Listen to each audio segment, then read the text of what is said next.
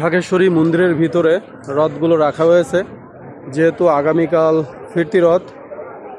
আগামীকাল 5 জুলাই আমাদের রথযাত্রা শুরু হয়েছিল 27 জুন। তো এই যে জগন্নাথের রথ, এটা এখন ঢাকেশ্বরী মন্দিরের ভিতরে আছে। এটা আগামীকাল স্বামীবাগের দিকে চলে যাবে।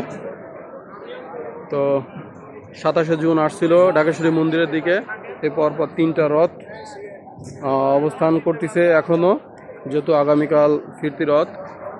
তো আস্তে আস্তে করে রথগুলো সাজানো হচ্ছে। তো রথগুলো সেই লাগতেছে, মনে হচ্ছে যে এই রথ নিয়ে যুদ্ধেও যাওয়া যাবে, এতটা শক্তিশালী রথ।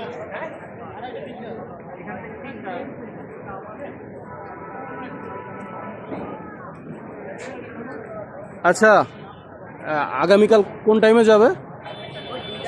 2:30 3টার দিকে। হ্যাঁ, আচ্ছা, আগামীকাল 2:30 থেকে 3টার দিকে ঢাকেশ্বরী মন্দির থেকে স্বামীবাগের দিকে যাবে। তো রথগুলো আসলে খুব সুন্দর লাগতেছে, অনেক বড় বড় রথ, খুব সুন্দরভাবে সাজিয়েছে। আরো আরো সুন্দর করে সাজানো হবে ফুল দিয়ে, একদম মানে সেই লাগবে হয়তো বা।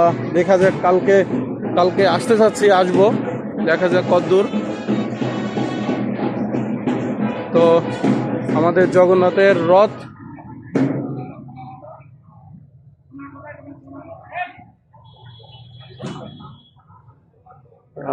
আগামীকাল যেহেতু ফিরতি রথ 5 জুলাই, আজকে 4 জুলাই। ঢাকেশ্বরী মন্দিরে অন্য দিন থেকে আজকের লোকের পরিমাণ একটু বেশি।